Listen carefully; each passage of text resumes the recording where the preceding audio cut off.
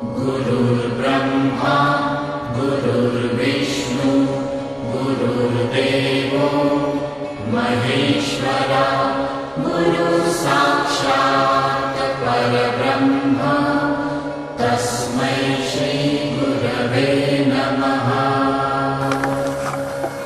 ಪ್ರಥಮ PUC ವಿದ್ಯಾರ್ಥಿಗಳಿಗೆ online ತರಗತಿಯ ವಂದನೆಗಳು. ಇಲ್ಲಿ ಈಗಾಗಲೇ ನಿಮಗೆ ತರ್ಕಶಾಸ್ತ್ರದ ಒಂದು ಪರಿಚಯ ಕಳೆದ ತರಗತಿಯಲ್ಲಿ ಆಗಿರಬೇಕು. ತರ್ಕಶಾಸ್ತ್ರ ಅಂದರೆ ಏನು ಅಂತಂದರೆ ಮಾನವನ ಆಲೋಚನೆಗಳನ್ನು ಕುರಿತು ಅಧ್ಯಯನ ಮಾಡುವ ಶಾಸ್ತ್ರವನ್ನು ನಾವು ತರ್ಕಶಾಸ್ತ್ರ ಅಂತೇಳಿ ಕರಿತೇವೆ. ಆ ತರ್ಕಶಾಸ್ತ್ರ ಅಂದರೆ ನಮ್ಮ ಯೋಚನೆಗಳೆಲ್ಲವನ್ನ ಕುರಿತು ಅಧ್ಯಯನ ಮಾಡ್ತಕ್ಕಂಥದ್ದು, ಬೇರೆ ಏನೂ ಅಲ್ಲ. ನಮ್ಮ ತರ್ಕ ಅಂದ್ರೇ ಪ್ರಶ್ನೆ ಮಾಡೋದು, ಚರ್ಚೆ ಮಾಡೋದು, ವಾದ ಮಾಡೋದು. ಹಾಗಾಗಿ ಇದನ್ನು ನಾವು ತರ್ಕಶಾಸ್ತ್ರ ಅಂತೇಳಿ ಕರಿತೀವಿ. ತರ್ಕಶಾಸ್ತ್ರ ಅಂದರೆ ಪ್ರಮಾಣಬದ್ಧ ಶಾಸ್ತ್ರ, ಅದನ್ನು ನಾವು ಅನ್ವಯಿಕ ಶಾಸ್ತ್ರ ಅಂತೇಳಿ ಕೂಡ ಕರಿತೇವೆ, ಹೇತುವಿದ್ಯೆ ಅಂತೇಳಿ ಕೂಡ ಕರಿತೇವೆ. ಹಾಗೆ ತರ್ಕಶಾಸ್ತ್ರ ಅವನ್ನು ನಾವು ಭಾಷೆಗೆ ಹೇಗೆ ನಾವು ತರ್ಕಶಾಸ್ತ್ರಕ್ಕೂ ಭಾಷೆಗೂ ಇರ್ತಕ್ಕಂಥ ಸಂಬಂಧ ಏನು ಅಂತಕ್ಕಂಥದ್ದನ್ನ ಮುಂದಿನ ಒಂದು ಅಧ್ಯಾಯದಲ್ಲಿ ನೋಡೋಣ. ಇಲ್ಲಿ ತರ್ಕಶಾಸ್ತ್ರ ಅಂದ್ರೆ ಈಗಾಗಲೇ ನಾನು ಹೇಳಿದೆ, ಆಲೋಚನೆಗಳನ್ನ ಕುರಿತು ಅಧ್ಯಯನ ಮಾಡ್ತಕ್ಕಂಥದ್ದು. ಹಾಗಿದ್ಮೇಲೆ ಭಾಷೆ ಯಾಕೆ ಬೇಕು ತರ್ಕಶಾಸ್ತ್ರಕ್ಕೆ ಅಂತೇಳಿ ನಾವು ಕೇಳಲಿಕ್ಕೆ ಹೊರಟಾಗ, ಇಲ್ಲಿ ತರ್ಕಶಾಸ್ತ್ರಕ್ಕೆ ಒಂದು ವಸ್ತುನಿಷ್ಠವಾಗಿರ್ಬೇಕು ಜ್ಞಾನ ಅಂತಕ್ಕಂಥದ್ದು. ನಾವೆಲ್ಲರೂ ಕೂಡ ಆಲೋಚನೆ ಮಾಡ್ತೇವೆ, ಆದ್ರೆ ಆಲೋಚನೆ ಅಂತಕ್ಕಂಥದ್ದು ಏನಾಗಿರ್ಬೇಕಪ್ಪ ಅಂತಂದ್ರೆ ಸಮಂಜಸವಾದ ಚಿಂತನೆಯಾಗಿರ್ಬೇಕು. ಇದು ತರ್ಕಶಾಸ್ತ್ರದ ಮುಖ್ಯ ಉದ್ದೇಶ ಕೂಡ ಹೌದು. ನಾವು ಆಲೋಚನೆಗಳೆಲ್ಲವನ್ನ ಮಾಡ್ತೇವೆ, ಎಲ್ಲರೂ ಆಲೋಚನೆ ಮಾಡ್ತೇವೆ, ಎಲ್ಲರೂ ಯೋಚನೆಗಳನ್ನ ಮಾಡ್ತೇವೆ. ಆದ್ರೆ ಆಲೋಚನೆ ಅಥವಾ ಜ್ಞಾನ ಅಂತಕ್ಕಂಥದ್ದು ನಮ್ಗೆ ಏನಾಗಿರ್ಬೇಕಪ್ಪ ಅಂತಂದ್ರೆ ಸಮಂಜಸವಾಗಿರ್ಬೇಕು, ಸರಿಯಾಗಿ ಇರಬೇಕು. ಆಗಿದ್ದಾಗ ಮಾತ್ರ ನಮ್ಮ ಒಂದು ಆಲೋಚನೆಯನ್ನ ಅಥವಾ ನಮ್ಮ ಜ್ಞಾನವನ್ನ ನಮ್ಮ ಬದುಕಿಗೆ ಸರಿಯಾದ ನಿಟ್ಟಿನಲ್ಲಿ ಅಳವಡಿಸ್ಕೊಂಡಾಗ ನಾವು ನಿಜವಾಗ್ಲೂ ಒಳ್ಳೆಯ ಸಾಧಕರಾಗಿ ನಾವು ನಮ್ಮ ಜೀವನದಲ್ಲಿ ಒಂದು ಉತ್ತಮ ಬದುಕನ್ನು ನಾವು ಕಟ್ಕೊಳ್ಳಿಕ್ಕೆ ಸಾಧ್ಯ. ಹಾಗೆ ತಾರ್ಕಿಕ ಚಿಂತನೆ ಈ ಭಾಷೆಯ ಮಾಧ್ಯಮದ ಮೂಲಕ ಕೂಡ ಅಭಿವ್ಯಕ್ತವಾಗುತ್ತೆ. ಹಾಗಾಗಿ ನಮಗೆ ಭಾಷೆ ಬೇಕು. ಈಗಾಗಲೇ ನಮಗೆ ಭಾಷೆ ಅಂತಕ್ಕಂಥದ್ದು ಈಗಾಗಲೇ ನಾವು ಹಲವಾರು ಭಾಷೆಗಳನ್ನ ಓದ್ತಾ ಇರ್ತೇವೆ. ಹಲವಾರು ಭಾಷೆಗಳಲ್ಲಿ ಕೂಡ ನಾವು ಒಂದು ಹಿಡಿತವನ್ನ ಸಾಧಿಸ್ಕೊಂಡಿರ್ತೇವೆ. ಭಾಷೆ ಅಂದ್ರೆ ಅದೊಂದು ಇಂದ್ರಿಯಗಳಿಂದ ಹೊರಹೊಮ್ಮುವ ಒಂದು ಕ್ರಿಯೆ ಅಷ್ಟೇ. ಹಾಗಾಗಿ ಭಾಷೆಯನ್ನು ನಾವು ವಿಚಾರದ ವಾಹಕ ಅಂತೇಳಿ ಕೂಡ ಕರಿತೇವೆ. ಇಲ್ಲಿ ಭಾಷೆ ಇವತ್ತು ಮನುಷ್ಯನಿಗೆ ಅವನ ಬದುಕಿನಷ್ಟೇ ಮುಖ್ಯವಾಗಿ ಇರೋದನ್ನು ನಾವು ಕಾಣ್ತೇವೆ. ಯಾಕಂದ್ರೆ ಭಾಷೆ ಬರೋದಕ್ಕೂ ಮೊದಲು ಮಾನವ ಪುರಾತನವಾದಂತಹ ಒಂದು ಕಾಲದಲ್ಲಿ ಅಥವಾ ಹಿಂದೆ ಮಾನವ ಈ ಸಂಕೇತಗಳ ಮುಖಾಂತರ ಅಥವಾ ಸನ್ನೆಗಳ ಮುಖಾಂತರ ವ್ಯವಹರಿಸೋದನ್ನು ನಾವು ಕಾಣ್ತಾ ಇದ್ವಿ. ಭಾಷೆ ಬರೋದಕ್ಕೂ ಮೊದಲು ನಾವೇನ್ ಮಾಡ್ತಾ ಇದ್ವಪ್ಪ ಅಂತಂದ್ರೆ ನಾವು ಸನ್ನೆಗಳ ಮುಖಾಂತರ, ಸಂಕೇತಗಳ ಮುಖಾಂತರ ನಮ್ಮ ದಿನನಿತ್ಯದ ವ್ಯವಹಾರಗಳನ್ನ, ದಿನನಿತ್ಯದ ಚಟುವಟಿಕೆಗಳನ್ನ ನಾವು ಮಾಡ್ತಾ ಇದ್ವಿ. ಆದ್ರೆ ಸನ್ನೆ ಮತ್ತು ಸಂಕೇತಗಳಲ್ಲೇ ನಾವು ಎಲ್ಲವನ್ನ ಮಾಡ್ಲಿಕ್ಕೆ ಆಗ್ತಾ ಇರ್ಲಿಲ್ಲ. ಯಾಕಂದ್ರೆ ಸನ್ನೆ ಸಂಕೇತಗಳ ಮುಖಾಂತರ ಸ್ಪಷ್ಟವಾದಂತಹ ಒಂದು ಮಾಹಿತಿ ನಮಗೆ ಸಿಗ್ತಾ ಇರಲಿಲ್ಲ. ಹಾಗೆ ವೈಜ್ಞಾನಿಕ ಕ್ಷೇತ್ರದಲ್ಲಿನ ಸಂಶೋಧನೆಗಳನ್ನ ಮಾಡ್ಲಿಕ್ಕೆ ಆಗ್ತಾ ಇರಲಿಲ್ಲ. ಹಾಗೆ ವೈಜ್ಞಾನಿಕ ಕ್ಷೇತ್ರದಲ್ಲಿ ಇರ್ತಕ್ಕಂಥ ಪ್ರಯೋಗಗಳನ್ನ ಕೂಡ ಮಾಡ್ಲಿಕ್ಕೆ ಆಗ್ತಾ ಇರಲಿಲ್ಲ. ಹಾಗೆ ಭಾಷೆಯನ್ನ ಸರಿಯಾದ ನಿಟ್ಟಿನಲ್ಲಿ ನಾವು ಅರ್ಥ ಮಾಡ್ಕೊಳ್ಲಿಕ್ಕೆ ಆಗ್ತಾ ಇರಲಿಲ್ಲ. ಹಾಗೆ ಭಾವನೆಗಳನ್ನ ನಾವು ಸರಿಯಾದ ನಿಟ್ಟಿನಲ್ಲಿ ಅರ್ಥ ಮಾಡ್ಕೊಳ್ಳದೆ ಇದ್ದಾಗ ನಾವು ಅದು ಅನೇಕ ಅನಾಹುತಗಳಿಗೆ, ಸಮಸ್ಯೆಗಳನ್ನ ತಂದೊಡ್ಡುವಂತಹ ಒಂದು ಸಂದರ್ಭಗಳನ್ನ ನಾವು ಕಾಣ್ತಾ ಇದ್ವಿ. ಹಾಗಾಗಿ ನಾವು ಕ್ರಮೇಣ ನಾವೇನ್ ಮಾಡಿದ್ವಿ, ಅಕ್ಷರಗಳನ್ನ ಕಂಡುಕೊಂಡ್ವಿ. ಹಾಗೆ ಅಕ್ಷರಗಳ ಜೊತೆಗೆ ಭಾಷೆಯನ್ನ ಕೂಡ ಕಲ್ತ್ಕೊಂಡ್ವಿ. ಹಾಗಾಗಿ ಇವತ್ತು ಭಾಷೆ ನಮ್ಮ ಜೀವನದಲ್ಲಿ, ನಮ್ಮ ಬದುಕಿನಷ್ಟೇ ನಮ್ಮಲ್ಲಿ ಹಾಸುಹೊಕ್ಕಾಗಿದೆ. ಭಾಷೆ ನಮ್ಗೆ ಇವತ್ತು ಅತ್ಯವಶ್ಯಕವಾಗಿ ಬೇಕೇ ಬೇಕು. ಭಾಷೆ ಸಾವಿರಾರು ಭಾಷೆಗಳಿವೆ. ಅದರಲ್ಲೂ ಕೂಡ ಲಿಖಿತ ಭಾಷೆ ಮತ್ತು ಅಲಿಖಿತ ಭಾಷೆ ಅಂತೇಳಿ ನಾವು ಭಾಷೆಗಳನ್ನ ಎರಡು ರೀತಿಯಲ್ಲಿ ನಾವು ಮಾಡ್ಕೊಳ್ತೇವೆ. ಈ ಲಿಖಿತ ಭಾಷೆಗಳಂದ್ರೆ ಮಾತನಾಡಲೂಬಹುದು, ಹಾಗೆ ಅದನ್ನ ಬರವಣಿಗೆ ರೂಪದಲ್ಲೂ ಕೂಡ ಕಂಡುಕೊಳ್ಬಹುದು. ಅಂತಹ ಭಾಷೆಗಳಲ್ಲಿ ಹಲವಾರು ಭಾಷೆಗಳಿವೆ. ಕನ್ನಡ ಆಗಿರ್ಬೋದು, ಇಂಗ್ಲಿಷ್ ಆಗಿರ್ಬೋದು, ತಮಿಳ್ ಆಗಿರ್ಬೋದು, ತೆಲುಗು ಆಗಿರ್ಬೋದು, ಹಿಂದಿ ಆಗಿರ್ಬೋದು. ಹೀಗೆ ಅನೇಕ ಭಾಷೆಗಳು ಇವತ್ತು ನಮ್ಮ ಜೀವನದಲ್ಲಿ ಹಾಸುಹೊಕ್ಕಾಗಿದೆ. ಹಾಗಾಗಿ ತರ್ಕಶಾಸ್ತ್ರಕ್ಕೂ ಭಾಷೆಗಿರ್ತಕ್ಕಂಥ ಒಂದು ಒಡನಾಟ ಏನಪ್ಪಾ ಅಂತಂದ್ರೆ, ನಮ್ಮ ಆಲೋಚನೆಗಳೆಲ್ಲವನ್ನ ಹೊರ ಹಾಕ್ಬೇಕಾದ್ರೆ ನಮ್ಗೆ ಭಾಷೆ ಬೇಕೇ ಬೇಕು. ಆ ಭಾಷೆ ಇರೋದ್ರಿಂದಲೇ ನಾವು ಎಲ್ಲವನ್ನ ವಸ್ತುನಿಷ್ಠವಾಗಿ ನಾವು ಕಂಡುಕೊಳ್ಳಿಕ್ಕೆ ಸಾಧ್ಯ. ಹಾಗಾಗಿ ತರ್ಕಶಾಸ್ತ್ರಕ್ಕೂ ಭಾಷೆಗೂ ಬಹಳ ನಿಕಟವಾದ ಸಂಬಂಧ ಇದೆ ಅಂತೇಳಿ ಹೇಳ್ಬೋದು. ನಮ್ಮ ಆಲೋಚನೆಗಳೆಲ್ಲವನ್ನ ಹೊರಹಾಕ್ಲಿಕ್ಕೆ ಭಾಷೆ ಬೇಕೇ ಬೇಕು. ಹಾಗೆ ನಮ್ಮ ಜೀವನದಲ್ಲಿ ಇರ್ತಕ್ಕಂಥ ಭಾವನೆಗಳನ್ನ ಹೊರಹಾಕ್ಲಿಕ್ಕೆ ಭಾಷೆ ಬೇಕು. ಹಾಗೆ ಭಾಷೆಯ ಪ್ರಯೋಜನಗಳ ಬಗ್ಗೆ ಮಾತನಾಡ್ಲಿಕ್ಕೆ ಹೋದಾಗ ಸಾಕಷ್ಟು ಪ್ರಯೋಜನಗಳನ್ನು ನಾವು ಮಾತನಾಡ್ತಾ ಹೋಗ್ಬೋದು. ಹಾಗಾಗಿ ಭಾಷೆ ಇವತ್ತು ನಮ್ಮ ಜೀವನದಲ್ಲಿ ಬಹಳ ಪ್ರಮುಖವಾದದ್ದು ಅಂತೇಳಿ ಕೂಡ ಹೇಳ್ಬೋದು. ಹಾಗೆ ಭಾಷೆ ಒಂದು ವಿಚಾರದ ವಾಹಕ ಕೂಡ ಹೌದು. ಭಾಷೆಯ ವಿವಿಧ ರೀತಿಯ ಬಳಕೆಗಳನ್ನ ನಮ್ಮ 20ನೇ ಶತಮಾನದ ತತ್ವಜ್ಞಾನಿಗಳು ವ್ಯಾಪಕವಾಗಿ ಕೂಡ ಅದನ್ನ ಬಳಸ್ಕೊಳ್ತಾ ಇದ್ದಾರೆ, ವಿವರಿಸಿದ್ದಾರೆ. ಸಾಂಪ್ರದಾಯಿಕವಾಗಿ ಭಾಷೆಯನ್ನು ನಮ್ಮ ಅಭಿಪ್ರಾಯಗಳನ್ನ ವ್ಯಕ್ತಪಡಿಸುವಿಕೆ ಎಂದು ಪರಿಗಣಿಸಲಾಗಿತ್ತು. ಆದರೆ ಲುಡ್ವಿಗ್ ವಿಟಿಂಗ್ಸ್ಟೈನ್ ಎಂಬ ಒಬ್ಬ ವಿದ್ವಾಂಸರು ಸಂಕೇತಗಳು, ಪದಗಳು, ವಾಕ್ಯಗಳನ್ನ ಅಸಂಖ್ಯಾತ ಪ್ರಕಾರಗಳಲ್ಲಿ ಬಳಸುತ್ತೇವೆ ಎಂದು ಸೂಚಿಸಿ ಭಾಷೆಯ ಬಳಕೆಯ 16 ಪ್ರಕಾರಗಳನ್ನ ವಿವರಿಸಿದ್ದಾರೆ. ಅದನ್ನು ನಮ್ಮ ಅಭಿಪ್ರಾಯಗಳನ್ನು ವ್ಯಕ್ತಪಡಿಸುವುದಕ್ಕೆ ಮಾತ್ರ ಬಳಸೋದಿಲ್ಲ, ನಮ್ಮ ದೈನಂದಿನ ಜೀವನದಲ್ಲಿ ಒಗಟುಗಳನ್ನು ರೂಪಿಸಲು, ಬಿಡಿಸಲು, ಹಾಸ್ಯ ಮಾಡಲು, ಪೀಡಿಸಲು, ಬಗಳುವಿಕೆಗೆ ಭಾಷೆಯನ್ನ ಇವತ್ತು ವ್ಯಾಪಕವಾಗಿ ಬಳಸ್ತೇವೆ.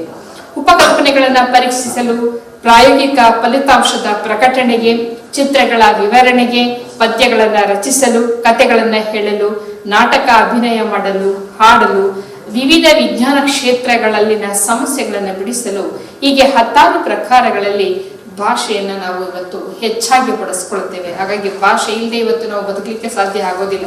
ಅಷ್ಟು ಮಟ್ಟಿಗೆ ಭಾಷೆಗೂ ನಮಗೂ ಒಂದು ಒಡನಾಟ ಅಂತಕ್ಕಂಥದ್ದು ಇವತ್ತಿದೆ. ಯಾಕಂದ್ರೆ ಭಾಷೆ ನಮಗೆ ಇವತ್ತು ನಮ್ಮ ಜೀವನದಲ್ಲಿ ನಮ್ಮ ಉಸಿರಾಟ ಅಥವಾ ನಮ್ಮ ಬದುಕು ಎಷ್ಟು ಮುಖ್ಯವೋ ಭಾಷೆ ಕೂಡ ಇವತ್ತು ಅಷ್ಟೇ ಮುಖ್ಯವಾಗಿದೆ. ಯಾಕಂದ್ರೆ ಭಾಷೆಯನ್ನು ಅಸಂಖ್ಯಾತ ಉದ್ದೇಶಗಳಲ್ಲಿ ಬಳಸಲಾದರೂ ಕೂಡ ಭಾಷೆಯ ಬಳಕೆಯ ಉದ್ದೇಶಗಳನ್ನು ನಾವು ಮುಖ್ಯವಾಗಿ 4 ವಿಧಗಳನ್ನಾಗಿ ವಿಂಗಡಿಸಬಹುದು. ಒಂದು ವರ್ಣನಾತ್ಮಕ ಉದ್ದೇಶ, 2ನೇದು ಭಾವನಾತ್ಮಕ ಉದ್ದೇಶ, 3ನೇದು ಕ್ರಿಯಾತ್ಮಕ ಉದ್ದೇಶ, 4ನೇದು ಪ್ರಶ್ನಾರ್ಥಕ ಉದ್ದೇಶ. ಹೀಗೆ ಭಾಷೆಯ ಅಸಂಖ್ಯಾತ ಉದ್ದೇಶಗಳಲ್ಲಿ ನಾವು ಪ್ರಮುಖವಾಗಿ ಈ 4 ಉದ್ದೇಶಗಳನ್ನ ಮುಖ್ಯವಾಗಿ ಇಟ್ಕೊಂಡಿದ್ದೇವೆ. ಹಾಗೆ ನಿಮ್ಗೆ 1 ಅಂಕಗಳಿಗೆ ಕೇಳ್ತಾರೆ ಭಾಷೆ ಅಂದ್ರೆ ಏನು ಅಂತ ಹೇಳಿ ಕೇಳ್ತಾರೆ. ಭಾಷೆ ಅಂತಂದ್ರೆ ವಿಚಾರದ ವಾಹಕ ಅಥವಾ ನಮ್ಮ ಇಂದ್ರಿಯಗಳಿಂದ ಹೊರಹೊಮ್ಮುವಂತಹ ಒಂದು ಕ್ರಿಯೆಗೆ ಕೂಡ ಭಾಷೆ ಅಂತೇಳಿ ಕರಿತೇವೆ. ಹಾಗೆ ಭಾಷೆಯ ಪ್ರಯೋಜನಗಳ ಬಗ್ಗೆ ಮಾತನಾಡಲಿಕ್ಕೆ ಹೋದಾಗ ಭಾಷೆ ಇವತ್ತು ನಮ್ಮ ಜೀವನದಲ್ಲಿ ಆಸುಪಕ್ಕಾಗಿದೆ. ಭಾಷೆಯ ಒಂದು ಬಳಕೆಯ ಬಗ್ಗೆ ಹೇಳ್ತಾ ಹೋದ್ರೆ ಸಾಕಷ್ಟು ಒಂದು ಅನುಕೂಲಗಳನ್ನ ಅಥವಾ ಅದರ ಪ್ರಮುಖ ಉದ್ದೇಶಗಳನ್ನ ನಾವು ನೋಡಬಹುದು. ಈಗಾಗಲೇ ಇಲ್ಲಿ ನಾವು ಭಾಷೆಗೂ ತರ್ಕಶಾಸ್ತ್ರಕ್ಕೂ ಇರ್ತಕ್ಕಂಥ ಸಂಬಂಧವನ್ನ ನೋಡ್ಲಿಕ್ಕೆ ಹೋದಾಗ ಇಲ್ಲಿ ಭಾಷೆ ನಮಗೆ ಬಹಳ ಮುಖ್ಯವಾದಂಥದ್ದು. ಯಾಕಂದ್ರೆ ಭಾಷೆ ಬರೋದಕ್ಕೂ ಮೊದಲು ನಮ್ಗೆ ಸಂಕೇತಗಳ ಮುಖಾಂತರ, ಚಿಹ್ನೆಗಳ ಮುಖಾಂತರ ನಾವು ದಿನನಿತ್ಯದ ವ್ಯವಹಾರಗಳನ್ನ ನಾವು ನಡೆಸ್ತಾ ಇದ್ವಿ.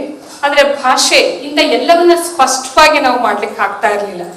ಉದಾಹರಣೆಗೆ ಹೇಳೋದಾದ್ರೆ ವಿಜ್ಞಾನದಲ್ಲಿನ ಸಂಶೋಧನೆಗಳಾಗಿರ್ಬೋದು, ಪ್ರಯೋಗಗಳಾಗಿರ್ಬೋದು, ಅಥವಾ ನಾವು ಭಾಷೆಯಿಂದ ಇನ್ನೊಬ್ಬರ ಒಂದು ಭಾವನೆಗಳನ್ನ ಸ್ಪಷ್ಟವಾಗಿ ಅರ್ಥ ಮಾಡ್ಕೊಳ್ಳಿಕ್ಕೆ ಕಷ್ಟ ಆಗ್ತಾ ಇತ್ತು. ಹಾಗಾಗಿ ನಮಗೆ ನಮ್ಮ ಜೀವನದಲ್ಲಿ ಭಾಷೆ ಬಹಳ ಮುಖ್ಯವಾಗಿ ಇರುವಂತ ಒಂದು ಅಂಶ ಕೂಡ ಹೌದು. ಹಾಗಾಗಿ ಭಾಷೆ ಇವತ್ತು ನಮಗೆ ಜೀವನದಲ್ಲಿ ಬಹಳ ಆಸುಪಕ್ಕಾಗಿದೆ. ಭಾಷೆಯಲ್ಲಿ ನಾವು ಬದುಕಲಿಕ್ಕೆ ಆಗೋದಿಲ್ಲ. ಅಷ್ಟು ಮಟ್ಟಿಗೆ ಭಾಷೆಗೂ ನಮಗೂ ಒಂದು ಒಡನಾಟ ಇದೆ ಇವತ್ತು. ಹಾಗೆ ಭಾಷೆಯಲ್ಲಿ ಹಲವಾರು ಭಾಷೆಗಳಿವೆ, ಸಾವಿರಾರು ಭಾಷೆಗಳನ್ನ ಕಟ್ಕೊಂಡಿದ್ದೇವೆ ಇವತ್ತು. ಹಾಗೆ ಭಾಷೆಯಲ್ಲಿ ಲಿಖಿತ ಭಾಷೆಗಳು ಮತ್ತು ಅಲಿಖಿತ ಭಾಷೆಗಳಂತೇಳಿ ನಾವು ಭಾಷೆಗಳನ್ನ ಮಾಡ್ಕೊಂಡಿದ್ದೇವೆ. ಹಾಗೆ ಭಾಷೆ ಅಂದ್ರೆ ವಿಚಾರದ ವಾಹಕ ಅಷ್ಟೇ. ಹಾಗೆ ಅಥವಾ ಇಂದ್ರಿಯಗಳಿಂದ ಹೊರಹೊಮ್ಮುವ ಒಂದು ಕ್ರಿಯೆಗೆ ನಾವು ಭಾಷೆ ಅಂತೇಳಿ ಕರಿತೇವೆ. ಹಾಗೆ ಭಾಷೆಯಿಂದ ನಾವು ಹಲವಾರು ಪ್ರಯೋಜನಗಳಿವೆ. ಭಾಷೆಯಿಂದ ಒಗಟುಗಳನ್ನ ಬಿಡಿಸಬಹುದು, ಭಾಷೆಗಳಿಂದ ಹಾಡುಗಳನ್ನ ಹಾಡಬಹುದು, ಭಾಷೆಗಳಿಂದ ಅಭಿನಯವನ್ನ ಮಾಡಬಹುದು, ಹಾಗೆ ಭಾಷೆಗಳಿಂದ ನಾವು ಇನ್ನೊಬ್ಬರನ್ನ ಪ್ರಶ್ನಿಸಬಹುದು, ಬೈಬಹುದು. ಹಾಗೆ ಹೀಗೆ ಭಾಷೆಯಿಂದ ಹಲವಾರು ಉದ್ದೇಶಗಳು, ಪ್ರಯೋಜನಗಳನ್ನ ನಾವು ಇವತ್ತು ಕಾಣ್ತಾ ಇದ್ದೇವೆ. ಅವುಗಳಲ್ಲಿ ಮುಖ್ಯವಾಗಿ ನಮ್ಮ ತರ್ಕಶಾಸ್ತ್ರದಲ್ಲಿ ಭಾಷೆ ಅಂತಕ್ಕಂಥದ್ದು 4 ವಿಧಗಳನ್ನಾಗಿ ನಾವು ಮಾಡ್ಕೊಂಡಿದ್ದೇವೆ. ಭಾಷೆಯಲ್ಲಿ ಎಷ್ಟು ವಿಧಗಳಿವೆ ಇವತ್ತು ಅಂತಂದ್ರೆ 4 ಮುಖ್ಯವಾಗಿ 4 ವಿಧಗಳನ್ನ ಇಟ್ಕೊಂಡಿದ್ದೇವೆ. ಅದರಲ್ಲಿ ವರ್ಣನಾತ್ಮಕ, 2ನೇದು ಭಾವನಾತ್ಮಕ ಉದ್ದೇಶ, 3ನೇದು ಕ್ರಿಯಾತ್ಮಕ ಉದ್ದೇಶ, 4ನೇದು ಪ್ರಶ್ನಾರ್ಥಕ ಉದ್ದೇಶಗಳಂತೇಳಿ ನಾವು 4 ವಿಧಗಳನ್ನಾಗಿ ಮಾಡ್ಕೊಂಡಿದ್ದೇವೆ. ಇವಿಷ್ಟು ಈ ವರ್ಣನಾತ್ಮಕ ಅಂದ್ರೆ ಏನು ಅಂತಕ್ಕಂಥದ್ದನ್ನ ನಿಮ್ಗೆ 5 ಅಂಕಗಳಿಗೂ ಕೇಳ್ತಾರೆ, ಹಾಗೆ 1 ಅಂಕಗಳಿಗೂ ಕೂಡ ಕೇಳ್ತಾರೆ. ಭಾಷೆ ಅಂದ್ರೆ ಏನು ಅಂದ್ರೆ ವಿಚಾರದ ವಾಹಕ ಅಂತೇಳಿ ಅದನ್ನು ಕೂಡ ನಿಮ್ಗೆ 1 ಅಂಕಗಳಿಗೆ ಕೇಳ್ತಾರೆ. ಹಾಗೆ ಈ ವರ್ಣನಾತ್ಮಕ ಉದ್ದೇಶ ಯಾಕೆ ಬೇಕು ಭಾಷೆಗೆ, ಅಥವಾ ವರ್ಣನಾತ್ಮಕ ಉದ್ದೇಶ ಅಂದ್ರೆ ಏನು ಅಂತಕ್ಕಂಥದ್ರ ಬಗ್ಗೆ ನಾವು ನೋಡ್ಲಿಕ್ಕೆ ಹೋದಾಗ, ಈಗ ವರ್ಣನೆ ಅಂತಕ್ಕಂಥದ್ದು ನಾವು ವಾಸಿಸುವ ಪ್ರಪಂಚದಲ್ಲಿ ವಸ್ತುಗಳು, ವಿಷಯಗಳು, ಅವುಗಳ ಕ್ರಿಯೆಗಳು ಸಾಕಷ್ಟು ಇದೆ. ಅವುಗಳೆಲ್ಲವನ್ನ ನಾವು ವರ್ಣಿಸ್ಲಿಕ್ಕೆ ನಮ್ಗೆ ಭಾಷೆ ಬಹಳ ಮುಖ್ಯವಾಗಿ ಬೇಕೇ ಬೇಕು. ಯಾಕಂದ್ರೆ ನಾವು ವಾಸಿಸುವ ಪ್ರಪಂಚದಲ್ಲಿ ಭೂಮಂಡಲದಲ್ಲಿ ಆಗಿರ್ಬೋದು, ಭೂಮಿಯ ಮೇಲಿರ್ತಕ್ಕಂಥ ವಸ್ತು ವಿಷಯಗಳಾಗಿರ್ಬೋದು, ಅಥವಾ ನಾವು ನೋಡ್ತಕ್ಕಂಥ ಅನೇಕ ಕೇಳ್ತಕ್ಕಂಥ ಘಟನೆಗಳಾಗಿರ್ಬೋದು, ಇವೆಲ್ಲವುಗಳನ್ನ ನಾವು ವರ್ಣಿಸ್ಲಿಕ್ಕೆ ಅವುಗಳನ್ನ ಅದು ಹೀಗೆ ಇದೆ, ಅವುಗಳ ಕಾರ್ಯಕಾರಣಗಳ ಸಂಬಂಧ ಆಗಿರ್ಬೋದು, ಇವೆಲ್ಲವುಗಳನ್ನ ವರ್ಣಿಸ್ಲಿಕ್ಕೆ ನಮಗೆ ಭಾಷೆ ಅಂತಕ್ಕಂಥದ್ದು ಬಹಳ ಮುಖ್ಯವಾಗಿ ಬೇಕೇ ಬೇಕು. ಹಾಗಾಗಿ ವರ್ಣನಾತ್ಮಕ ಭಾಷೆ ಅಂತಂದ್ರೆ ನಾವು ವಾಸಿಸುವ ಪ್ರಪಂಚದಲ್ಲಿನ ವಸ್ತುಗಳು ಮತ್ತು ವಸ್ತುಗಳ ವಿಷಯಗಳ ಕ್ರಿಯೆಗಳು ಇವುಗಳೆಲ್ಲವನ್ನ ಕುರಿತು ಅಧ್ಯಯನ ಮಾಡಲಿಕ್ಕೆ ನಮಗೆ ವರ್ಣನಾತ್ಮಕ ಭಾಷೆ ಬೇಕೇ ಬೇಕು. ಹಾಗಾಗಿ ಭಾಷೆಯ ಮುಖ್ಯವಾದಂತಹ ಒಂದು ಉದ್ದೇಶ ಏನಪ್ಪಾ ಅಂತಂದ್ರೆ ವಸ್ತು ವಿಷಯಗಳನ್ನ ಕುರಿತು ವರ್ಣಿಸುವುದನ್ನೇ ನಾವು ಇಲ್ಲಿ ವರ್ಣನಾತ್ಮಕ ಭಾಷೆ ಅಂತೇಳಿ ಕರಿತೇವೆ. ಹಾಗೆ ಎರಡನೇದು ಭಾವನಾತ್ಮಕ ಭಾಷೆ ಅಂದ್ರೆ ಏನು, ಭಾವನಾತ್ಮಕ ಉದ್ದೇಶ ಅಂದ್ರೆ ಏನು. ಇದು ಮುಖ್ಯವಾಗಿ ಕವಿ ಮತ್ತು ಸಾಹಿತಿಗಳಲ್ಲಿ ಹೆಚ್ಚಾಗಿ ನಾವು ಕಾಣ್ತೇವೆ. ಈ ಭಾಷೆಯ ಹಿಡಿತ ಅವನ್ನು ನಾವು ಹೆಚ್ಚಾಗಿ ಕವಿಗಳು ಮತ್ತು ಸಾಹಿತಿಗಳಲ್ಲಿ ಹೆಚ್ಚಾಗಿ ಕಾಣ್ತೇವೆ. ಯಾಕಂದ್ರೆ ಭಾವನಾತ್ಮಕ ಭಾಷೆ ಅಂದ್ರೆ ಭಾವನೆಗಳನ್ನ ವ್ಯಕ್ತಪಡಿಸುವಂಥದ್ದು ಅಷ್ಟೇ, ಇನ್ನೇನು. ಭಾವನಾತ್ಮಕ ಭಾಷೆ ಅಂದ್ರೆ ನಮ್ಮ ಭಾವನೆಗಳೆಲ್ಲವನ್ನ ವ್ಯಕ್ತಪಡಿಸ್ಲಿಕ್ಕೆ ನಮಗೆ ಭಾಷೆ ಅತ್ಯವಶ್ಯಕವಾಗಿ ಬೇಕೇ ಬೇಕು. ನಮ್ಮ ಒಂದು ನೋವಾಗಿರ್ಬೋದು, ನಲಿವಾಗಿರ್ಬೋದು, ನಾವೆಲ್ಲ ಒಂದು ಭಾವನೆಗಳನ್ನ ನಾವು ವ್ಯಕ್ತಪಡಿಸ್ಲಿಕ್ಕೆ ನಮಗೆ ಭಾಷೆ ಬೇಕೇ ಬೇಕು. ಹಾಗೂ ಇವತ್ತಿನ ಒಂದು ಕವಿ ಮತ್ತು ಸಾಹಿತಿಗಳನ್ನ ನಾವು ಗಮನಿಸಿದಾಗ ಅವರಿಗೆ ಭಾಷೆಗೆ ಸಾಕಷ್ಟು ಹಿಡಿತವನ್ನ ಸಾಧಿಸಿರ್ತಾರೆ. ಹಾಗಾಗಿ ಕವಿಗಳು ರವಿ ಕಾಣದನ್ನ ಕವಿ ಕಂಡ ಅಂತ ಹೇಳ್ತೇವೆ. ಅಂದ್ರೆ ಕವಿ ಆದವನು ಅಥವಾ ಸಾಹಿತಿ ಆದವನು ತನ್ನ ಒಂದು ಬರವಣಿಗೆಯ ಒಂದು ಹಿಡಿತದಲ್ಲಿ ಒಂದು ನಿರ್ಜೀವ ವಸ್ತುವನ್ನು ಕೂಡ ಜೀವ ತುಂಬಿ ಅದಕ್ಕೆ ಭಾವನೆಗಳನ್ನ ತುಂಬಿ ಅದನ್ನ ಓದುಗರು ಪ್ರೇಕ್ಷಕರ ಮನಸ್ಸಿನಲ್ಲೂ ಕೂಡ ಆ ಭಾವನೆಗಳು ಪುಟಿದೇಳುವಷ್ಟು ವರ್ಣರಂಜಿತವಾಗಿ ಅಥವಾ ಅವುಗಳನ್ನ ಬಹಳ ಮನರಂಜನೀಯವಾಗಿ ಅವುಗಳನ್ನ ವರ್ಣಿಸ್ತಾ ಹೋಗ್ತಾರೆ. ಹಾಗಾಗಿ ಈ ಭಾವನಾತ್ಮಕ ಭಾಷೆ ಅಂತಂದ್ರೆ ನಾವೆಲ್ಲ ಭಾವನೆಗಳನ್ನ ವ್ಯಕ್ತಪಡಿಸುವಂತದ್ದನ್ನೇ ಭಾವನಾತ್ಮಕ ಭಾಷೆ ಅಂತೇಳಿ ಕರಿತೇವೆ. ಈ ಭಾವನಾತ್ಮಕ ಉದ್ದೇಶ ಹೆಚ್ಚು ಕವಿ ಮತ್ತು ಸಾಹಿತಿಗಳಲ್ಲಿ ನಾವು ಕಾಣ್ತೇವೆ. ಇವರು ಭಾಷೆಯ ಬಗ್ಗೆ ಸಂಪೂರ್ಣವಾದಂತಹ ಒಂದು ಹಿಡಿತವನ್ನ ಸಾಧಿಸಿರ್ತಾರೆ. ಭಾಷೆಯಲ್ಲಿ ಒಂದು ಸ್ಪಷ್ಟತೆಯನ್ನು ಅವರು ಕಂಡುಕೊಂಡಿರ್ತಾರೆ. ಭಾಷೆಯ ಹಿಡಿತವನ್ನ ಸಾಧಿಸಿರ್ತಾರೆ. ಹಾಗೆ ಭಾಷೆ ಅಂತಕ್ಕಂಥದ್ದು ಬರೀ ನಾವು ಕಲ್ತ್ಕೊಂಡ್ರೆ ಸಾಕಾಗೋದಿಲ್ಲ, ಮತ್ತೊಬ್ಬರಿಗೆ ಅದರ ಸ್ಪಷ್ಟವಾದಂತಹ ಮಾಹಿತಿ ಕೂಡ ತಲುಪಬೇಕು. ಆ ಭಾಷೆಯಲ್ಲಿ ಸಂಪೂರ್ಣವಾದಂತಹ ಒಂದು ವ್ಯಾಕರಣ ಕೂಡ ಸರಿಯಾಗಿರ್ಬೇಕು. ಹಾಗೆ ಭಾಷೆಯಲ್ಲಿ ನಾವು ಬಳಸ್ತಕ್ಕಂಥ ಪದಗಳು ಕೂಡ ಸ್ಪಷ್ಟವಾಗಿರ್ಬೇಕು. ಹಾಗೆ ನಮ್ಮ ಒಂದು ಆ ಕಾಲಕ್ಕೆ ಅನುಗುಣವಾಗಿ, ಸಂದರ್ಭಕ್ಕೆ ಅನುಗುಣವಾಗಿ ಭಾಷೆಯನ್ನು ನಾವು ಸರಿಯಾದ ನಿಟ್ಟಿನಲ್ಲಿ ಬಳಸ್ಕೊಳ್ತಕ್ಕಂಥ ಒಂದು ಜ್ಞಾನ ನಮ್ಗೆ ಇರಬೇಕು. ಹಾಗಾಗಿ ಈ ಭಾವನಾತ್ಮಕ ಭಾಷೆ ಅಂತಂದ್ರೆ ಕವಿ ಒಂದು ನಿರ್ಜೀವ ವಸ್ತುವಿನಲ್ಲೂ ಕೂಡ ಜೀವ ತುಂಬತಾ ಹೋಗ್ತಾನೆ. ಆ ಜೀವ ತುಂಬಬೇಕಾದ್ರೆ ಅವನಿಗೆ ಭಾಷೆಯಲ್ಲಿ ಸಂಪೂರ್ಣವಾದಂತಹ ಒಂದು ಹಿಡಿತ ಗೊತ್ತಿರ್ಬೇಕು ಅವನಿಗೆ.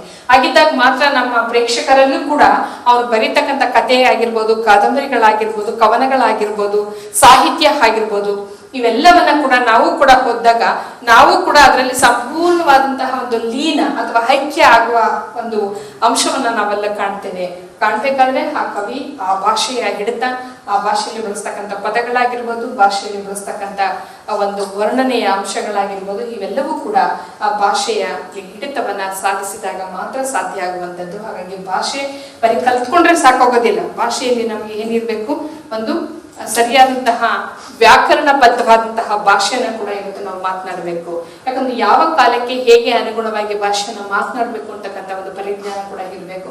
ಇಲ್ಲಾಂದ್ರೆ ಭಾಷೆ ಏನಾಗುತ್ತೆ, ಸಂದಿಗ್ಧತೆ ಉಂಟಾಗುತ್ತೆ.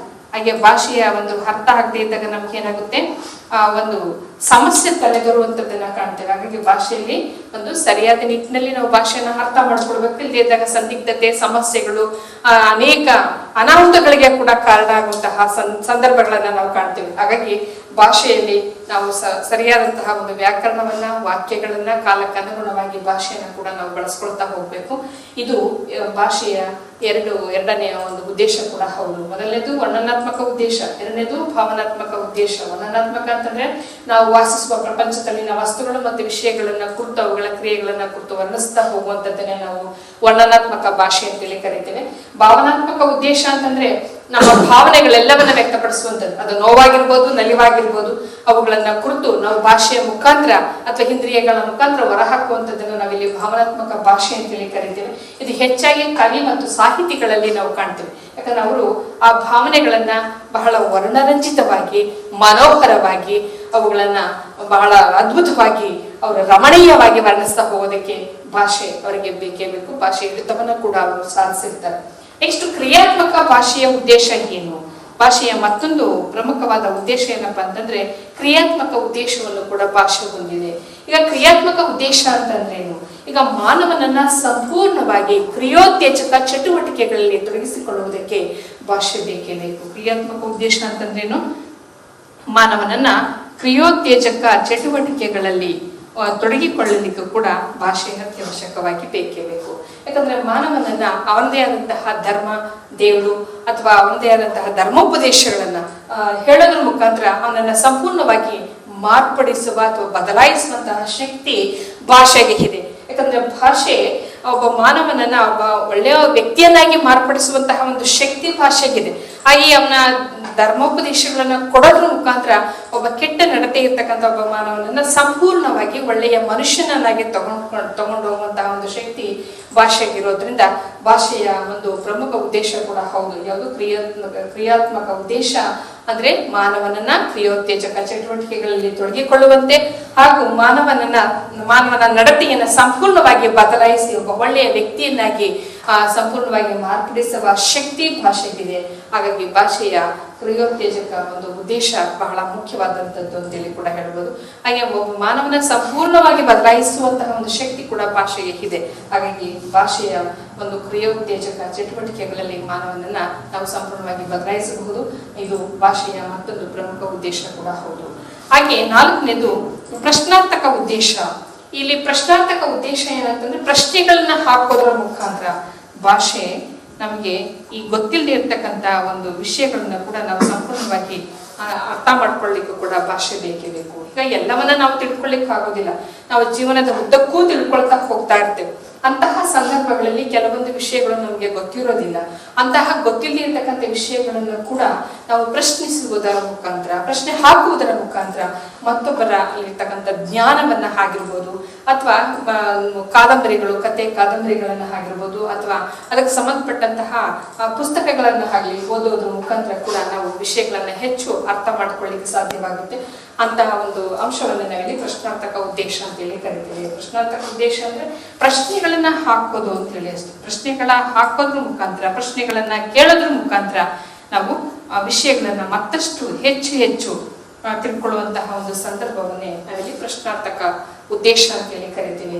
ಇವು ಮುಖ್ಯವಾಗಿ ಭಾಷೆಯಲ್ಲಿರ್ತಕ್ಕಂಥ 4 ಪ್ರಯೋಜನಗಳು ಅಥವಾ ಉದ್ದೇಶಗಳು ಅಂತೇಳಿ ಕರಿತೀವಿ. ಈ 4ನ್ನು ಕೂಡ ನಮಗೆ 10 ಅಂಕಗಳಿಗೆ ಕೇಳ್ತಾರೆ. 10 ಅಂಕಗಳಿಗೂ ಕೂಡ ಕೇಳ್ಬೋದು, ಅಥವಾ ಒಂದೊಂದನ್ನು ಕೂಡ 5 ಅಂಕಗಳಿಗೆ ಕೇಳ್ಬೋದು. ಭಾಷೆ ಅಂದ್ರೆ ಏನು, ಭಾಷೆಯಲ್ಲಿರ್ತಕ್ಕಂಥ ಪ್ರಮುಖ ಉದ್ದೇಶಗಳು ಯಾವುವು ಅಂತೇಳಿ ಕೂಡ ಕೇಳ್ಬೋದು. ಭಾಷೆ ಅಂದ್ರೆ ಭಾಷೆಯ ನಾವೊಂದು ವಿಚಾರದ ವಾಹಕ ಅಂತೇಳಿ ಕೂಡ ಕರಿಬೋದು. 1 ಮಾರ್ಕ್ಸ್ಗೆ ಕೇಳಿದಾಗ ಭಾಷೆಯಲ್ಲಿರ್ತಕ್ಕಂಥ ಪ್ರಯೋಜನಗಳನ್ನ ವಿವರಿಸಿ ಅಂತೇಳಿ ಕೇಳಿದಾಗ ಭಾಷೆ ಅಂದ್ರೆ ಏನು ಅಂತೇಳಿ ಕೂಡ ಬರೆದು, ಭಾಷೆಗೂ ಮೊದಲು ನಾವು ಏನನ್ನ ಅಂದ್ರೆ ಸಂಕೇತ ಚಿಹ್ನೆಗಳನ್ನ ಬಳಸಿಕೊಳ್ಳುವುದರ ಮುಖಾಂತರ ನಾವು ದಿನನಿತ್ಯದ ವ್ಯವಹಾರಗಳನ್ನ ಜೀವನವನ್ನ ಸಾಗಿಸ್ತಾ ಇದ್ವಿ. ಆದ್ರೆ ಆ ಚಿಹ್ನೆ ಮತ್ತು ಸಂಕೇತಗಳನ್ನೇ ಬಳಸಿಕೊಂಡು ನಾವು ನಮ್ಮ ದಿನನಿತ್ಯದ ಎಲ್ಲ ಕೆಲಸ ಕಾರ್ಯಗಳನ್ನ ಸುಲಭವಾಗಿ ಮಾಡ್ಲಿಕ್ಕೆ ಆಗ್ತಾ ಇರಲಿಲ್ಲ.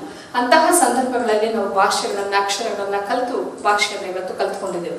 ಹೀಗೆ ಭಾಷೆಯ ಮುಖಾಂತರ ನಮ್ಗೆ ಇವತ್ತು ವಿಜ್ಞಾನದ ಸಂಶೋಧನೆಗಳಾಗಿರ್ಬೋದು, ಪ್ರಯೋಗಗಳನ್ನ ನಡೆಸಲಿಕ್ಕೆ ಆಗಿರ್ಬೋದು, ಹಾಗೆ ಇನ್ನೊಬ್ಬರ ಭಾವನೆಗಳನ್ನ ಕೂಡ ಸ್ಪಷ್ಟವಾಗಿ ನಾವು ಅರ್ಥ ಮಾಡ್ಕೊಳ್ಳಿಕ್ಕೆ ಇವತ್ತು ಬಹಳಷ್ಟು ಭಾಷೆ ಅನುಕೂಲವಾಗಿದೆ. ಹಾಗಾಗಿ ಭಾಷೆ ನಮ್ಗೆ ಇವತ್ತು ಅನೇಕ ಉದ್ದೇಶಗಳನ್ನ ಹೊಂದಿದೆ. ಭಾಷೆಯ ಬಗ್ಗೆ ಮಾತನಾಡ್ತಾ ಹೋದ್ರೆ ಸಾಕಷ್ಟು ಮಾತನಾಡ್ಬೋದು. ಯಾಕಂದ್ರೆ ಭಾಷೆ ಇವತ್ತು ನಮ್ಮ ಜೀವನದ ಉದ್ದಕ್ಕೂ ಎಲ್ಲಾ ಕ್ಷೇತ್ರಗಳಲ್ಲೂ ಭಾಷೆ ಬೇಕು. ಕೃಷಿ ಕ್ಷೇತ್ರ ಆಗಿರ್ಬೋದು, ವಿಜ್ಞಾನದ ಕ್ಷೇತ್ರ ಆಗಿರ್ಬೋದು, ಸಾಮಾಜಿಕ ಕ್ಷೇತ್ರದಲ್ಲಿ ಆಗಿರ್ಬೋದು, ಆರ್ಥಿಕ ಕ್ಷೇತ್ರದಲ್ಲಿ ಆಗಿರ್ಬೋದು, ಹೀಗೆ ಪ್ರತಿಯೊಂದು ಕ್ಷೇತ್ರದಲ್ಲೂ ಭಾಷೆ ಇವತ್ತು ತನ್ನದೇ ಆದಂತಹ ಒಂದು ಗಣನೀಯವಾದಂತಹ ಒಂದು ಭಾಷೆಯ ಅಂಶವನ್ನ ನಾವು ಕಾಣಬಹುದು. ಹಾಗಾಗಿ ಭಾಷೆ ಇಲ್ಲದೆ ಇವತ್ತು ವ್ಯಕ್ತಿ ಬದುಕಲಿಕ್ಕೆ ಸಾಧ್ಯ ಇಲ್ಲ. ಭಾಷೆಗೂ ಮಾನವನಿಗೂ ಇರ್ತಕ್ಕಂಥ ಆ ಒಂದು ಸಂಬಂಧ, ಅವಿನಾಭಾವ ಸಂಬಂಧ ಅಂದ್ರೆ ಭಾಷೆಯನ್ನ ಬಿಟ್ಟು ಅವನು ಬದುಕಿರ್ಲಿಕ್ಕೆ ಆಗೋದಿಲ್ಲ. ಅಷ್ಟರ ಮಟ್ಟಿಗೆ ಭಾಷೆಗೂ ನಮಗೂ ಸಂಬಂಧ ಇವತ್ತು ಬೆಳೆದೋಗಿದೆ.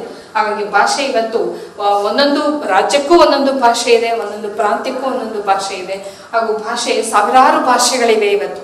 ಆ ಸಾವಿರಾರು ಭಾಷೆಗಳಲ್ಲಿ ಲಿಖಿತ ಭಾಷೆಗಳಿವೆ, ಅಲಿಖಿತ ಭಾಷೆಗಳಿವೆ.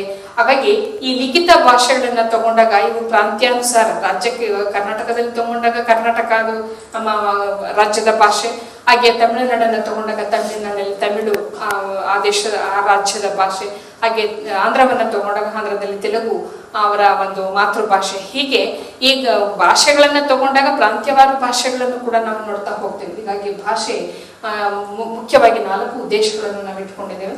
ಆ 4 ಉದ್ದೇಶಗಳಲ್ಲಿ ವರ್ಣನಾತ್ಮಕ, ಭಾವನಾತ್ಮಕ, ಕ್ರಿಯಾತ್ಮಕ, ಪ್ರಶ್ನಾರ್ಥಕ ಉದ್ದೇಶಗಳು ಬಹಳ ಮುಖ್ಯವಾದಂಥದ್ದು. ವರ್ಣನಾತ್ಮಕ ಅಂದ್ರೆ ಅದು ಹೆಸರೇ ಸೂಚಿಸುವಾಗೆ ವರ್ಣಿಸೋದು ಅಂತೇಳಿ ಅಷ್ಟೇ. ಏನೇನ ವರ್ಣಿಸೋದು ಅಂದ್ರೆ ನಾವು ವಾಸಿಸುವ ಪ್ರಪಂಚದಲ್ಲಿ ಸಾಕಷ್ಟು ವಿಷಯಗಳಿವೆ, ಘಟನೆಗಳಿವೆ, ಆ ವಸ್ತುಗಳಿವೆ, ಅವುಗಳೆಲ್ಲ ಕ್ರಿಯೆಗಳನ್ನ ಕುರಿತು ವರ್ಣಿಸೋದನ್ನೇ ನಾವು ವರ್ಣನಾತ್ಮಕ ಭಾಷೆ ಅಂತೇಳಿ ಕರಿತೀವಿ ಅಷ್ಟೇ. ನೆಕ್ಸ್ಟ್ ಭಾವನಾತ್ಮಕ ಭಾಷೆ ಅಂದ್ರೆ ನಮ್ಮ ಭಾವನೆಗಳೆಲ್ಲವನ್ನ ವ್ಯಕ್ತಪಡಿಸುವಂಥದ್ದು. ಅದು ನೋವಾಗಿರ್ಬೋದು, ನಲಿವಾಗಿರ್ಬೋದು, ಅಥವಾ ನಮ್ಮ ಮನರಂಜನೆ ಆಕರ್ಷಣೀಯವಾಗಿರ್ತಕ್ಕಂಥದ್ದಾಗಿರ್ಬೋದು, ಇವೆಲ್ಲವನ್ನ ವ್ಯಕ್ತಪಡಿಸುವಂಥದ್ದೇ ಭಾವನಾತ್ಮಕ ಭಾಷೆ. ಹಾಗೆ ಕ್ರಿಯಾತ್ಮಕ ಭಾಷೆ ಅಂತಂದ್ರೆ ಮಾನವನನ್ನ ಸಂಪೂರ್ಣವಾಗಿ ಕ್ರಿಯೋತ್ತೇಜಕ ಚಟುವಟಿಕೆಗಳಲ್ಲಿ ತೊಡಗಿಸಿಕೊಳ್ಳುವಂತೆ ಮಾಡಲಿಕ್ಕೆ ಭಾಷೆ ಮುಖ್ಯವಾಗಿ ಬೇಕೇ ಬೇಕು. ಆ ಕ್ರಿಯೋತ್ತೇಜಕ ಚಟುವಟಿಕೆಗಳ ಜೊತೆಗೆ ಮಾನವನ ಒಂದು ನಡತೆಯನ್ನ ಅಥವಾ ಮಾನವನನ್ನ ಸಂಪೂರ್ಣವಾಗಿ ಬದಲಾಯಿಸ್ತಕ್ಕಂಥ ಒಂದು ಶಕ್ತಿ ಭಾಷೆಗೆ ಇದೆ. ಹಾಗಾಗಿ ಭಾಷೆಯಿಂದ ಒಬ್ಬ ವ್ಯಕ್ತಿಯನ್ನ ಸಂಪೂರ್ಣವಾದಂತಹ ಒಂದು ಕ್ರಿಯೋತ್ತೇಜಕ ಚಟುವಟಿಕೆಗಳಲ್ಲಿ ತೊಡಗಿಕೊಳ್ಳಿಕ್ಕೆ ಭಾಷೆ ಅತ್ಯವಶ್ಯಕವಾಗಿ ಬೇಕೇ ಬೇಕು. ಹಾಗೆ ಪ್ರಶ್ನಾರ್ಥಕ ಭಾಷೆ ಅಂತಂದ್ರೆ ನಾವು ಪ್ರಶ್ನೆಗಳನ್ನು ಕೇಳೋದ್ರ ಮುಖಾಂತರ ಮತ್ತೊಬ್ಬರಲ್ಲಿ ಇರ್ತಕ್ಕಂಥ ಜ್ಞಾನವನ್ನ ಅಥವಾ ಉತ್ತರವನ್ನ ಪಡ್ಕೊಳ್ಳಿಕ್ಕೂ ಕೂಡ ನಮಗೆ ಈ ಪ್ರಶ್ನಾರ್ಥಕ ಭಾಷೆ ಬಹಳ ಮುಖ್ಯವಾಗಿ ಬೇಕೇ ಬೇಕು. ಇದಿಷ್ಟು ನಮ್ಮ ಭಾಷೆಯಲ್ಲಿರ್ತಕ್ಕಂಥ 4 ಉದ್ದೇಶಗಳನ್ನ ನಾವು ಇಟ್ಕೊಂಡಿದ್ದೇವೆ. ಹಾಗಿದ್ಮೇಲೆ ಭಾಷೆಗೂ ನಮ್ಮ ತರ್ಕಶಾಸ್ತ್ರಕ್ಕೂ ಸಂಬಂಧ ಏನು? ಈ ತರ್ಕಶಾಸ್ತ್ರಕ್ಕೂ ಭಾಷೆಗೂ ಇರ್ತಕ್ಕಂಥ ಒಂದು ಒಡನಾಟ ಏನಪ್ಪಾ ಅಂತಂದ್ರೆ, ತರ್ಕಶಾಸ್ತ್ರ ಈಗಾಗಲೇ ಹೇಳಿದಂಗೆ ಆಲೋಚನೆಗಳನ್ನ ಕುರಿತು ಅಧ್ಯಯನ ಮಾಡ್ತಕ್ಕಂಥ ಒಂದು ಶಾಸ್ತ್ರ, ಅಥವಾ ನಮ್ಮ ಯೋಚನೆಗಳನ್ನ ಕುರಿತು ತಿಳಿಸ್ತಕ್ಕಂಥದ್ದೇ ತರ್ಕಶಾಸ್ತ್ರ. ಹಾಗಾಗಿ ಆಲೋಚನೆಗೂ ಭಾಷೆಗೂ ಯಾಕಪ್ಪ ಒಡನಾಟ ಬೇಕು ಅಂತಂದ್ರೆ, ನಮ್ಗೆ ಭಾಷೆ ಇಂದ ನಾವು ತರ್ಕಶಾಸ್ತ್ರದ ಆಲೋಚನೆಗಳನ್ನ, ವಿಷಯಗಳನ್ನ ಹೊರಹಾಕ್ಲಿಕ್ಕೆ ನಮಗೆ ಭಾಷೆ ಬೇಕೇ ಬೇಕು. ಈ ನಿಟ್ಟಿನಲ್ಲಿ ತರ್ಕಶಾಸ್ತ್ರ ಮತ್ತು ಭಾಷೆಗೆ ಒಂದು ನಿಕಟವಾದ ಸಂಬಂಧವಿದೆ ಅಂತೇಳಿ ಹೇಳ್ಬೋದು. ಹೀಗೆ ಈ ಭಾಷೆಯ ಬಗ್ಗೆ ಮಾತನಾಡ್ತಾ ಹೋದ್ರೆ ಸಾಕಷ್ಟು ವಿಷಯಗಳನ್ನ ಕೂಡ ನಾವು ಹೇಳ್ಬೋದು. ಭಾಷೆಯಿಂದ ಬರೀ ನಾವು ತರ್ಕಶಾಸ್ತ್ರದ ವಿಷಯಗಳನ್ನ ಅಷ್ಟೇ ಅಲ್ಲ, ವಿಜ್ಞಾನದ ಸಂಶೋಧನೆಗಳಲ್ಲಿ ಕೂಡ ನಾವು ಇವತ್ತು ಭಾಷೆಯನ್ನ ಬಹಳಷ್ಟು ಸುಲಲಿತವಾಗಿ ಬಳಸ್ಕೊಳ್ತೇವೆ. ವಿಜ್ಞಾನದ ಸಂಶೋಧನೆ ಆಗಿರ್ಬೋದು, ಹಾಗೆ ಪ್ರಯೋಗಗಳಾಗಿರ್ಬೋದು, ಹಾಗೆ ಕೃಷಿ ಕ್ಷೇತ್ರದ ಚಟುವಟಿಕೆಗಳಾಗಿರ್ಬೋದು, ತಂತ್ರಜ್ಞಾನಗಳಲ್ಲಿ ಆಗಿರ್ಬೋದು, ಹಾಗೆ ನಮ್ಮಲ್ಲಿ ಇರ್ತಕ್ಕಂಥ ಒಂದು ಸಾಮಾಜಿಕ ಸಮಸ್ಯೆಗಳನ್ನ ಆಗಿರ್ಬೋದು, ಆರ್ಥಿಕ ಚಟುವಟಿಕೆಗಳಲ್ಲಿ ಆಗಿರ್ಬೋದು, ಹೀಗೆ ಭಾಷೆಯನ್ನು ನಾವು ಸಾಕಷ್ಟು ಬಳಸ್ಕೊಳ್ತಾ ಇದ್ದೇವೆ. ಹಾಗಾಗಿ ಭಾಷೆ ಇವತ್ತು ನಮಗೆ ತರ್ಕಶಾಸ್ತ್ರಕ್ಕಷ್ಟೇ ಅಲ್ಲ, ಮಾನವನ ಬದುಕಿಗೂ ಕೂಡ ಭಾಷೆ ಬೇಕೇ ಬೇಕು. ಆದ್ದರಿಂದ ಭಾಷೆ ಅಂದ್ರೆ ಏನು ಅಂತೇಳಿ ಒಂದು ಮಾರ್ಕ್ಸ್ಗೆ ಕೇಳಿದ್ರೆ, ಭಾಷೆಯ ಉದ್ದೇಶಗಳನ್ನ ಮುಖ್ಯವಾಗಿ 10 ಅಂಕಗಳಿಗೆ ಕೇಳ್ತಾರೆ. ಅಥವಾ ಭಾಷೆಯಲ್ಲಿ ಬರ್ತಕ್ಕಂಥ ವರ್ಣನಾತ್ಮಕ ಉದ್ದೇಶ ಅಂದ್ರೆ ಏನು, ನಮ್ಗೆ 5 ಅಂಕಗಳಿಗೂ ಕೇಳಬಹುದು, ಅಥವಾ 1 ಅಂಕಗಳಿಗೂ ಕೇಳಬಹುದು. ಹಾಗೆ ಭಾವನಾತ್ಮಕ ಭಾಷೆ ಅಂದ್ರೆ ಏನು, ಇದನ್ನು ಅಷ್ಟೇ 5 ಅಂಕಗಳಿಗೆ ಕೇಳಬಹುದು, ಅಥವಾ 1 ಅಂಕಗಳಿಗೂ ಕೂಡ ಕೇಳಬಹುದು. ಹಾಗೆ ಕ್ರಿಯಾತ್ಮಕ ಉದ್ದೇಶ ಅಂದ್ರೆ ಏನು, ಹಾಗೆ ಪ್ರಶ್ನಾರ್ಥಕ ಉದ್ದೇಶ ಅಂದ್ರೆ ಏನು ಅಂತೇಳಿ ಕೇಳ್ಬೋದು. ಹಾಗೆ ಒಟ್ಟಾರೆ ಭಾಷೆ ಉದ್ದೇಶಗಳನ್ನ ವಿವರಿಸಿ ಅಂತೇಳಿ ಕೂಡ ಕೇಳ್ಬೋದು. ಇದಿಷ್ಟು ಭಾಷೆ ಮತ್ತು ಭಾಷೆಯ ಉದ್ದೇಶಗಳು. ಭಾಷೆಯಿಂದ ಆಗ್ತಕ್ಕಂಥ ಅನುಕೂಲಗಳೇನು, ಉದ್ದೇಶಗಳೇನು, ಭಾಷೆ ಇವತ್ತು ಬೇಕಾ ನಮ್ಗೆ ಅಂತಕ್ಕಂಥದ್ರ ಬಗ್ಗೆ ನಿಮ್ಗೆ 5 ಅಂಕಗಳಿಗೆ ಕೇಳ್ತಾರೆ. ಭಾಷೆ ಅಂದ್ರೆ ಏನು, ಭಾಷೆಯ ಅವಶ್ಯಕತೆ ಅಥವಾ ಉದ್ದೇಶ ಏನು ಅಂತೇಳಿ ನಿಮ್ಗೆ 5 ಅಂಕಗಳಿಗೂ ಕೂಡ ಕೇಳ್ಬೋದು. ಇದಿಷ್ಟು ಭಾಷೆ ಮತ್ತು ಭಾಷೆಗಿರ್ತಕ್ಕಂಥ ಉದ್ದೇಶ.